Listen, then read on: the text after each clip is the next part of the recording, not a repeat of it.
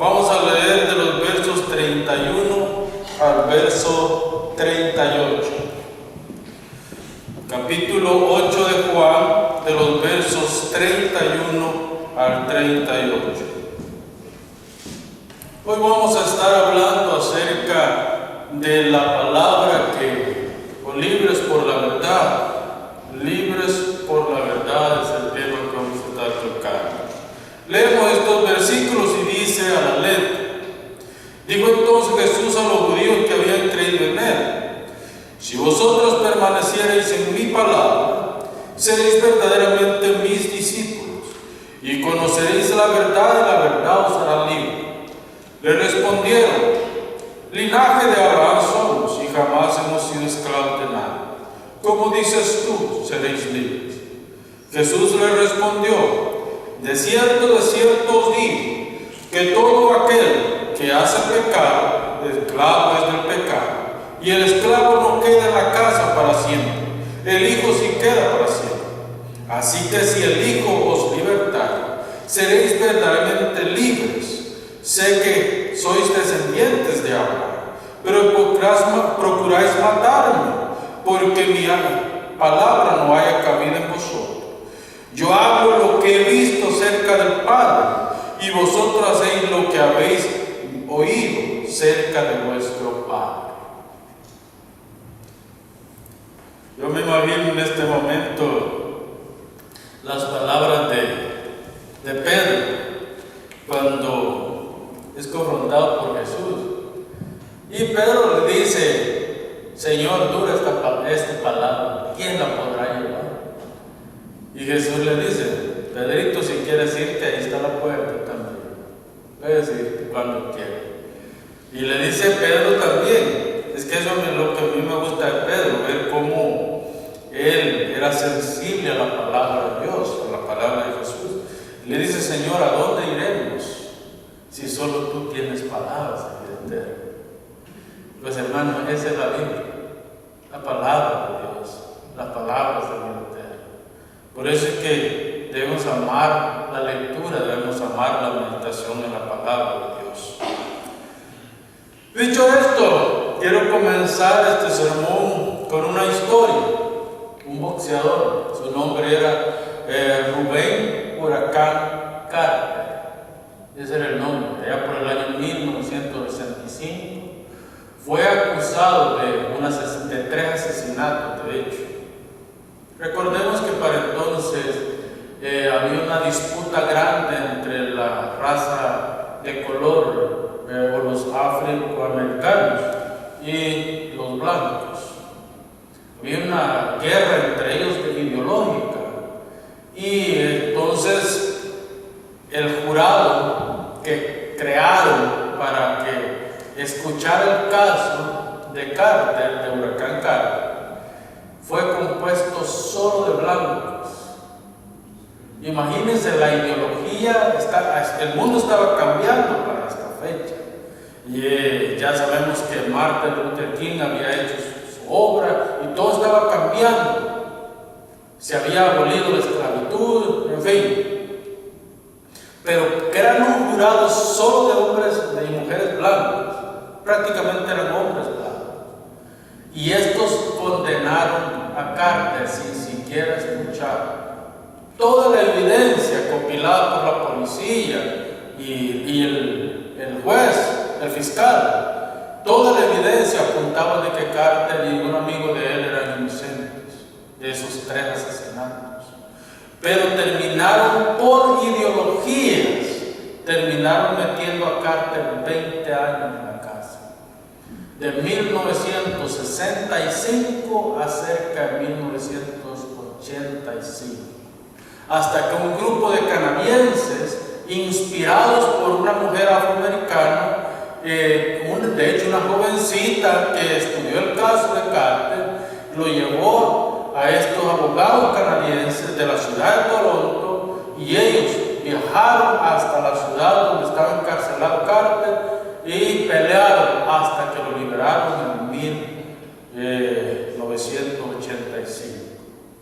Lo curioso no es la tragedia que vivió Carter, sino cómo Carter enfrentó esa tragedia. Es ahí donde tenemos que enfocar. 20 años preso, casi 20 años preso. Y un corresponsal, un periodista, le pregunta a Carter ya el libro, en la entrevista, y le pregunta: Carter, ¿qué pides para los que te condenaron? ¿Y cómo enfrentaste todo ese sufrimiento? ¿Qué quieres? Y Carter dijo: nunca me tuvieron preso. Estuve preso físicamente, pero mentalmente, espiritualmente yo estaba libre, porque siempre supe que era inocente. Nunca me declaré culpable, porque yo sabía que era inocente. Y hay una cosa, dice Carter: yo no voy a permitir que la cárcel de la amargura me lleve a odiar a estas personas. Ellos tendrán su recompensa, yo no sé cómo ni cuándo, ellos tendrán su recompensa, pero yo soy libre. Soy libre. Yo no puedo permitirme el lujo, dice Carter, de estar libre y estar preso a la vez. Estuve preso por casi 20 años, pero yo me sentía libre, porque yo sabía que no había cometido ese crimen del que me acusaba. Y ahora que estoy libre, no me voy a dar el lujo de caer en una prisión de amargura. Hermano, ¿qué quiero decir con esto? La amargura es una decisión. Nadie nos dice a nosotros que tenemos que amargar. Es un asunto de nosotros si nos amargamos. Es un asunto de nosotros si nosotros hacemos caso a lo que la gente dice acerca de nosotros. Que se amarguen ellos diciendo lo que quieran, pero nuestro corazón que esté libre. Porque al final ellos van a ir de mal a peor, mientras que nosotros iremos de bien a mejor. ¿Por qué? Hay que solamente cuidar que todo lo que se dice de nosotros sea mintiendo.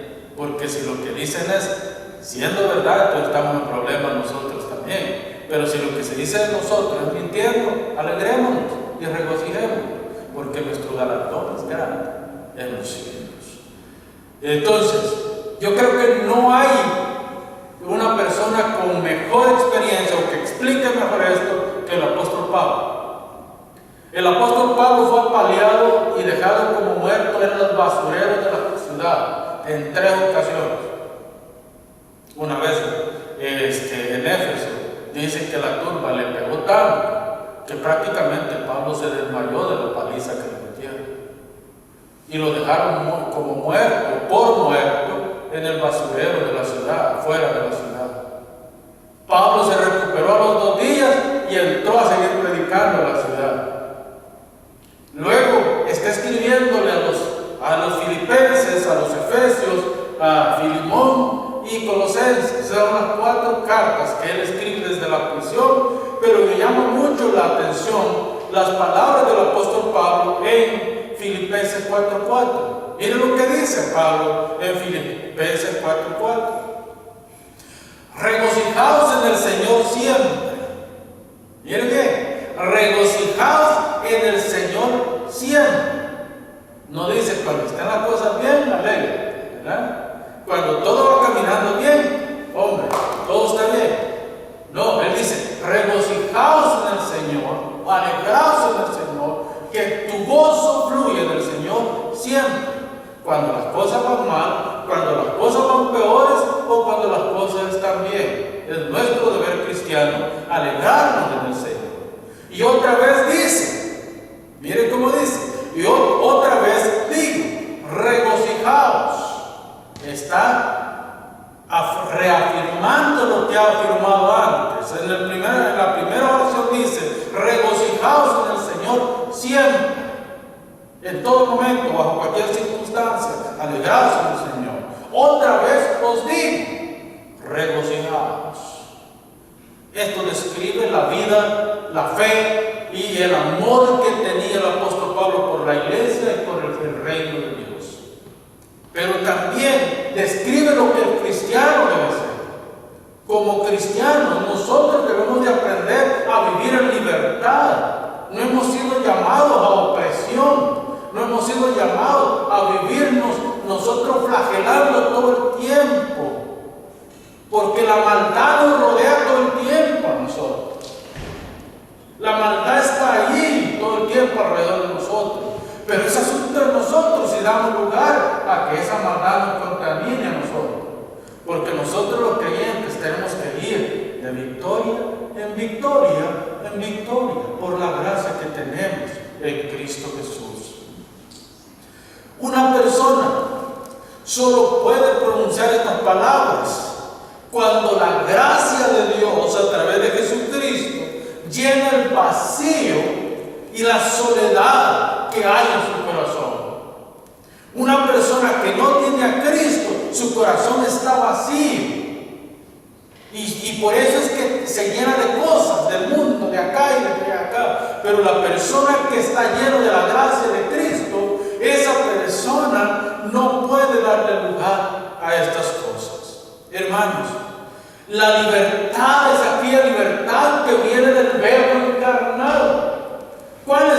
¿Quién es el Verbo encarnado? El Verbo encarnado es Cristo Jesús, que trae libertad a nuestra vida. Un hombre que camina sin Dios no puede entender estas cosas. Estas cosas solo se entienden por medio de la gracia que Dios ha obrado en nuestro interior. Después de la caída, el hombre quedó condicionado al pecado.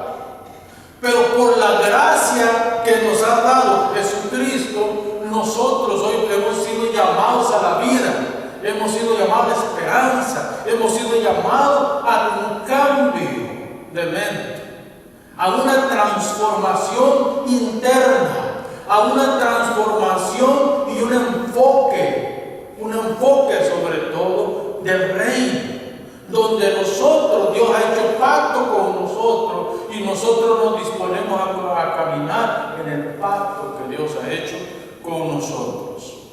Así que la mente, la voluntad, las emociones y todo lo que es el ser del hombre no debe estar sometido al pecado, sino más bien debe estar sometido a la gracia de Dios para que la vida de la persona camine de acuerdo al principio de Dios. La palabra de Dios nos llama a nosotros a eso. La maldición del pecado no puede tener efecto en nosotros ya, porque nosotros hemos sido llamados a una nueva vida. Yo quiero hablar en esta tarde de dos principios. El primer principio, libres por la palabra de Dios. Ese es el primer principio. El segundo principio es el conocimiento que produce la palabra de Dios. Porque nosotros no podemos ser libres sin tener el conocimiento necesario. Necesitamos tener ese conocimiento. Porque hoy hay mucha ignorancia y la ignorancia esclaviza. La ignorancia nos destruye. La ignorancia nos hace ver a los demás de menos. La ignorancia nos pone a nosotros como jueces cuando nosotros no somos jueces. Nosotros vamos a ser juzgados, por ende, nosotros vamos a juzgar a los ángeles, pero no a las demás personas. Las demás personas van a ser juzgadas por la palabra de Dios. Entonces, Dios no nos ha puesto en este mundo como jueces, sino que nos ha puesto a nosotros, los cristianos, como vasos de bendición para aquellos que no conocen al Señor. Hermanos, libres por la palabra de Dios. La verdadera libertad que el cristiano tiene se encuentra en el conocimiento que adquirimos de la palabra de Dios. El apóstol Juan nos recuerda que las palabras del Señor son para el creyente. Fíjese bien, ¿a quiénes está dirigiendo el Señor en este versículo? Vean el verso 32, 31. Dijo entonces Jesús a los judíos que habían creído en Él. Es para los creyentes, esto no es para los impíos, esto es para los creyentes. Él les dice: ustedes que han creído en mí, ustedes tienen la revelación, ustedes tienen la palabra, ustedes tienen el conocimiento por lo menos básico de quién soy yo. Por eso, si ustedes que han creído en mí, vean el contexto, si vosotros permanecieren en mis palabras, ¿qué quiere decir el Señor? Si vosotros permaneciereis en la revelación escrita, entonces, y solamente entonces, seréis verdaderamente mis discípulos. Si ustedes ustedes conocen lo que significa misericordia, lo que significa amar, lo que significa vivir para Dios, entonces seréis verdaderamente mis discípulos. ¿Qué es lo que Jesús tiene en mente? Jesús tiene en mente que aquel que no le conoce no podrá entender las palabras que Él está hablando, y lo vemos en el mismo contexto. Los fariseos y saduceos y escribas de la ley, ellos no entendían las palabras de Jesús, y por eso es que dice: ¿cómo dices tú que nosotros no somos libres? Nunca hemos estado esclavizados. Punto. Para empezar, ellos habían sido esclavos por 70 años en Babilonia. ¿Y cómo dicen ellos que no son esclavos? Nosotros tenemos a Abraham por nuestro padre. Jesús les dice: es que yo no estoy hablando de linaje, de estirpe, yo no estoy hablando de esas cosas. De la libertad que yo estoy hablando, es la libertad que trae el conocimiento de Jesucristo como nuestro Salvador. Y una persona que no tiene a Cristo es una persona descrita como natural en la Biblia. 1 Corintios capítulo 2, verso 14. Una persona natural es una persona que no tiene conocimiento acerca de Jesucristo, un inconverso, para ponerlo en palabras contemporáneas. Pero un hombre espiritual, como también lo dice ese versículo, es aquel que tiene a Cristo como el centro de sus actividades y de su vida. Es aquel que camina para Dios, que ama a Dios, que vive para Él y se sostiene en la gracia que Dios le ha dado. Hermanos, las intenciones del corazón, así que de acuerdo a la voluntad de Dios, intercede por el pueblo del Padre. El Espíritu Santo, que conoce las intenciones del corazón, es el que intercede delante del Padre por nosotros con gemidos indecibles, según lo que explica el capítulo 8, verso 27 de Romanos. La palabra de Dios es la que nos hace libres de las consecuencias del pecado con el que nacemos. ¿Sí? Nosotros nacemos en pecado. La palabra de Dios es la que nos trae y nos llama a libertad. Y en esa libertad, la obra del Espíritu nos regenera. El pecado no contaminó solamente una parte de nosotros. El pecado contaminó todo el ser del hombre. Mente, voluntad, emociones, espíritu, todo fue contaminado. Por eso es que necesitamos un Salvador. De otra manera, nosotros no necesitaríamos un Salvador. La palabra debe ser una norma para nuestra vida, una norma que regule lo que nosotros hacemos, que regule lo que nosotros pensamos, que regule lo que nosotros decimos. La palabra de Dios debe ser el regulador de todo lo que nosotros somos y hacemos. Por eso es que Él dice: permanezcan en mi palabra. Si permanecen en mi palabra, entonces serán libres de verdad. ¿Por qué dice Jesús esto? Porque el que no guarda los mandamientos de Jesús está fuera del pacto. Y si nosotros estamos fuera del pacto, nosotros no tenemos nada. Eso es lo que dice Juan capítulo 15, verso 5. Separados de mí, nada podéis hacer. En otras palabras, no somos nada separados de Dios. Esto, hermanos, es igual que decir que el creyente debe mantenerse en la verdad. Pero esa verdad es el camino que Cristo nos ha establecido en el que debemos andar. Si permaneciereis en mi palabra, seréis verdaderamente mis discípulos. Capítulo 15, verso 7. En este contexto, el apóstol Juan está poniéndonos en una encrucijada. Solo aquel que permanece en Cristo tiene vida eterna. Los demás están condenados a condenación eterna. Si vosotros permaneciereis en mi palabra, seréis verdaderamente mis discípulos. Pero me encanta el verso 32. Y conoceréis la verdad, véalo ahí, y conoceréis la verdad, y la verdad os hará libres. ¿Quién es la verdad? Para entender de qué verdad está hablando, tenemos que ir al capítulo 14, verso 6. Yo soy el camino, yo soy la verdad, y yo soy la vida, y nadie viene al Padre sino por mí. Cristo es la verdad, Cristo es el camino, Cristo es la vida. No es simple y sencillamente, como dijo alguien por ahí. Pues yo me he tomado el Salmo 91 varias veces y los demonios me siguen atacando. Lo que pasa es que los demonios se alimentan con el Salmo 91 tragado. El Salmo 91 tiene que estar aquí y aquí, practicado, no licuados para espantar a los demonios.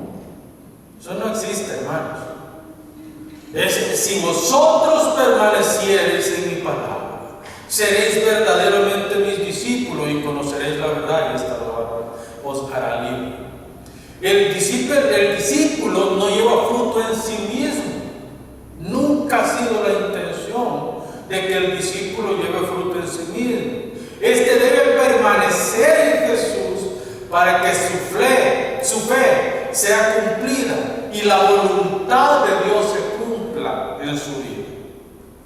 La palabra de Cristo es la voluntad de Dios para la vida de nosotros.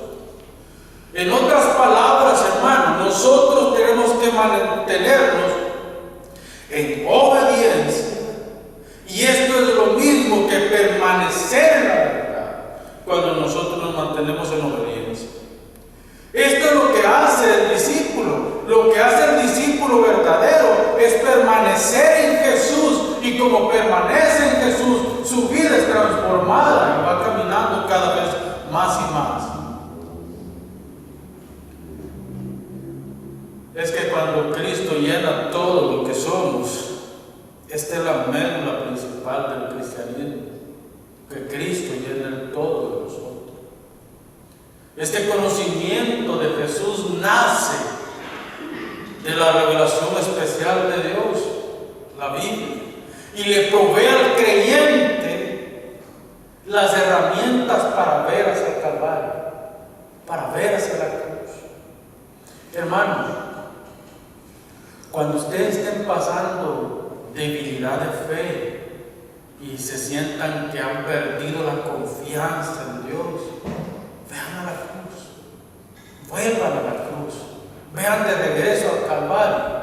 No porque la sangre de Cristo esté siendo derramada todavía, no, o que usted diga, yo me cubro con la sangre de Cristo. Eso es hasta blasfemia, estar uno proclamando que se cubre con la sangre de Cristo. No, la sangre de Cristo fue derramada una vez y para siempre. Nosotros, los hijos de Dios, los que hemos nacido de nuevo, los que tenemos el Espíritu Santo, estamos cubiertos desde ya y para siempre con la sangre de Cristo. No tenemos que estar proclamando la sangre de Cristo. Esa nos limpió de una vez y para siempre. No necesitamos proclamar que se derrame más sangre. No, lo que tenemos que hacer es ver al Calvario. ¿Por qué tenemos que ver al Calvario? Porque viendo al Calvario nosotros vemos lo que el Hijo de Dios hizo ahí. Pero no nos quedemos en el Calvario. Después de ver al Calvario, vamos hacia adelante a ver en la gloriosa venida del Señor. Porque la confirmación y la gloria del creyente no está solo en el Calvario. Ese es el inicio de la gloria del creyente. La gloria del creyente está en la consumación de los tiempos, donde el Señor vuelve en su reino. Es ahí donde está la gloria del creyente. Y nosotros debemos de estar enfocados, viendo hacia el Calvario para no pisar en falso, pero viendo hacia allá el futuro, lo que vimos en Apocalipsis, cuando el Señor descienda con su gran trono para establecer su reino eterno. Eso es lo que nosotros debemos de estar viendo. Entonces la verdadera libertad, hermano, viene cuando Jesús nos libera del pecado y de la maldad. No importa si esté en prisión, no importa si esté en la cama, no importa cómo esté la persona. La verdadera libertad la recibe la persona el día que Cristo mora en su corazón. Se es libre cuando se hace lo que se debe hacer. Oiga bien, esta frase es muy importante. Se es libre cuando se hace lo que se debe hacer y no lo que se quiere hacer. Lo repito, se es libre cuando se hace lo que se debe hacer. ¿Qué es lo que se debe hacer? Arrepentirse y cambiar de vida. Y no cuando se hace lo que se quiere hacer. Lo que la carne nos incita al mundo, ¿verdad? Disfrutar el mundo, porque este mundo es bello. Pero eso no tiene vida, eso solamente tiene destrucción. Entonces, ¿cuál es el deber de nosotros como cristianos? El primer deber es conocer la fuente de donde viene la palabra. Usted tiene que conocer quién es Dios. La fuente de la verdad siempre será Dios y tendrá un solo fin, darle gloria a Dios. Esa es la verdad. Eso es lo que busca la verdad. Y la experiencia que nosotros adquirimos en este mundo desarrolla nuestro carácter, desarrolla nuestra habilidad para relacionarnos con todo. Y empezando con el verbo hecho carne. ¿Quién es el verbo hecho carne? El verbo hecho carne, lo dije antes, Cristo. Capítulo 1, verso 14 de Juan. El creyente en Jesús es llamado primero a conocer y después a obedecer. El problema de los púlpitos hoy es que mandan a la gente a obedecer, pero no le enseñan a quién y cómo hay que obedecer. No le enseñan eso. Entonces el llamado de nosotros es primero a creer, a conocer y después a obedecer los mandamientos que nos da la palabra del Señor. Es en la palabra hablada de Dios.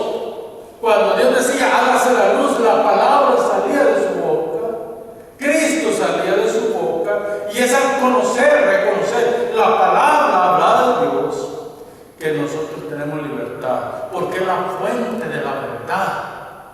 La verdad no es un concepto, la verdad es una persona, la verdad es Cristo. Los conceptos de verdad que nosotros manejamos son relativos, porque la verdad de ustedes es diferente a mi verdad. Pero la verdad que encontramos en Cristo es absoluta, única, suficiente para cambiar nuestra vida y nuestro testimonio. Así que, hermanos, procuremos con diligencia hacer la voluntad de Dios, porque nosotros debemos de estar convencidos de que la revelación escrita es la verdad. La Biblia, Dios, Jesús nos instan a esto.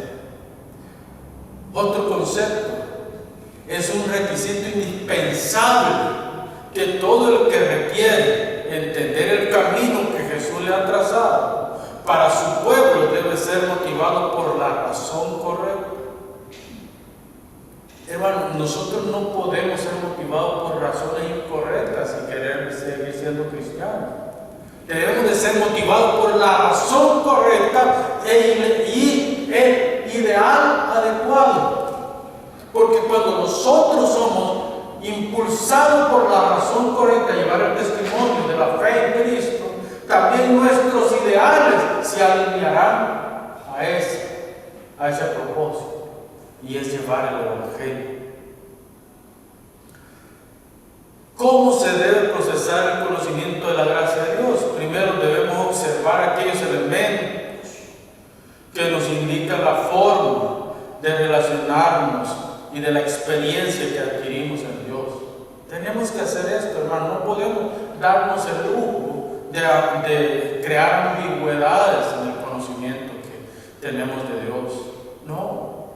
Debemos de estar seguros quién es Dios y qué es lo que pide de nosotros. En realidad podemos arguir que según la enseñanza, o es decir, la doctrina de Jesús y los apóstoles, cobra vida en nosotros, en el creyente, estos adquieren el conocimiento necesario de la verdad y caminan en libertad para vida eterna. los unos con los otros, pero sobre todo una comunión que nos lleva a discernir el Evangelio que se predica. Segundo, el mismo conocimiento acerca del Evangelio permite que nosotros nos vayamos santificando. ¿Sabe por qué hoy se habla de iglesias paganas y llenas de gente con una cola larga que les pisa? Porque no hay santificación. No hay santificación. Y la santificación nos lleva a nosotros a reconocer quién es Dios y quiénes somos nosotros también. Porque si yo reconozco la santidad de Dios, mi propuesta y la propuesta de Dios será: necesito vivir en santidad. Necesito vivir yo en santidad. El conocimiento verdadero que hace libre. Hermano, antes que nada se debe entender de que nos libra la palabra de Jesús, de Dios. Jesús mismo lo presenta, nos libera de la ignorancia, del pecado y de la perversidad, que es algo que nos atañe en este tiempo. Que nuestro corazón está contaminado. La palabra de Dios cumple un propósito santificador en la parte intelectual, conocimiento que adquirimos, esa parte inmaterial de nosotros, pero también en la voluntad, las intenciones del corazón, lo que nosotros queremos hacer, en la parte volitiva, en lo que hacemos nosotros. Fíjese bien, hermano, esto involucra tres cosas principales: la parte del raciocinio, del conocimiento que tenemos, la voluntad que involucra también nuestras emociones, pero además de eso la parte volitiva, es decir, la acción, lo que nosotros hacemos. Todo esto es lo que santifica la palabra de Dios. El pecado afectó todas las partes del hombre, no solamente una parte, todas las partes. Los calificativos que se presentan en Romanos capítulo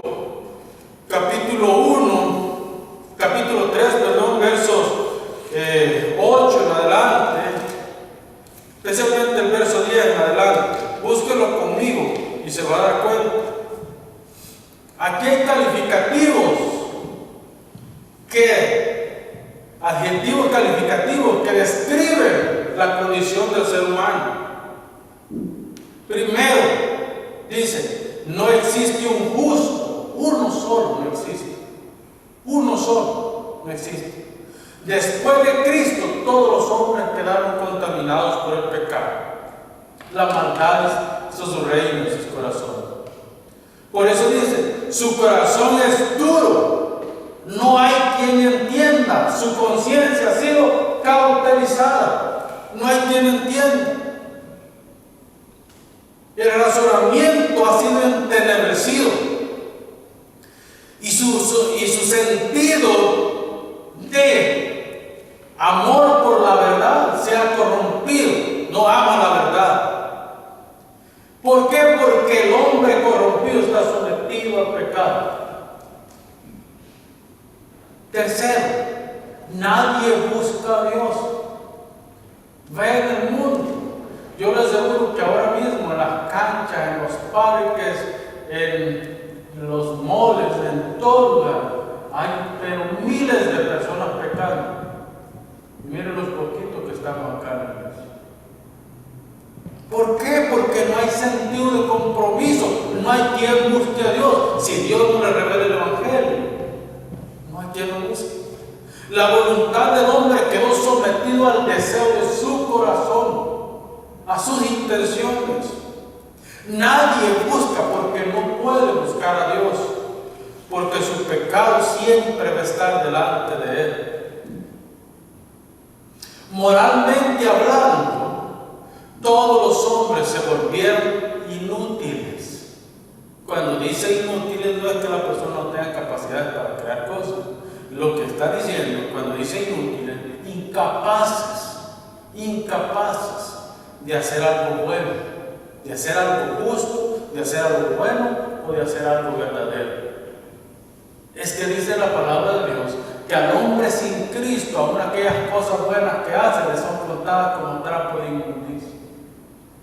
Aún aquellas cosas buenas que hace, no le son contadas delante de Dios. Y último, la incapacidad para practicar la verdad. Está completamente incapacitado. Esa es la idea que da el Salmo 14:3. Por eso es que dice, no hay quien haga lo bueno, no hay ni siquiera uno solo. Y esto que no toco los otros versículos, que son más complicados todavía. Solo quise tocar estos 3 versículos para que entendamos, hermanos, de que sin Dios nosotros estamos muertos en nuestros delitos y pecados. Estamos condenados, separados. 3 cosas más quiero tocar y con esto voy a ir terminando. En su caída, primera parte, en su caída la mente del hombre fue completamente entenebrecida, corrompida y sometida a la maldad. En la caída. Por eso es que no hay persona que pueda pensar bien. Así describe Dios al hombre caído. Segundo, las emociones del hombre en la caída fueron sometidas a pecar voluntaria y hábilmente. En la caída, nosotros, miren, el apóstol Pablo dice, es que hay una ley más fuerte, miren, lo que yo quiero hacer no hago, sino que termino haciendo lo que no quiero hacer. Imagínense el apóstol Pablo, un hombre más espiritual como Pablo, yo no creo que haya pisado esta tierra después de Cristo. Y él dice, yo reconozco mi inclinación pecaminosa, yo quiero hacer el bien, porque hay una ley natural de hacer el bien en mí, pero hay una ley pecaminosa en mí también, y casi siempre me inclino más por hacer lo malo que por hacer lo bueno. ¿Verdad que está complicado? Está difícil eso que Pablo está diciendo, porque seamos honestos, ¿quién no tiene esa inclinación? ¿O será que soy solamente yo que me da tanta pereza para orar y leer la Biblia? Y ya ese es pecado. Nuestra inclinación, ¿verdad? Que el Espíritu Santo nos recuerda que hay que leer la Biblia hoy y no la leí. Y de repente nosotros decimos, está bien difícil para leer la Biblia hoy. Bueno, esa es la naturaleza. Tercero, la voluntad del hombre fue sometida a las obras de la carne. Nuestra voluntad ha sido sometida a los deseos de la carne. Hermanos amados, es por esta razón que la gracia que recibimos en Cristo nos vuelve sabios para la salvación y somos resucitados a una nueva vida. Así es como nosotros estamos. Termino con este parte. La libertad es el resultado de vivir en la verdad. La palabra de Dios, esto significa vivir en Jesús. La palabra de Dios es quien nos instruye y construye en nosotros una nueva vida. Así que el Señor nos llama todos los días con llamamiento eterno y dice, venid luego, dice Jehová, y estemos a cuenta. Si tu pecado fuere rojo como el carmesí, vendrá a ser como blanca lana. Si fuere negro como el carbón, vendrá a ser como nieve. Así es como Él nos hace llamado. Venid luego y estemos a cuenta. El que vive en la verdad y sigue a Jesús, hace lo que su maestro le pide que tiene que hacer. Y conoceréis la verdad, y la verdad os hará libre. Oramos.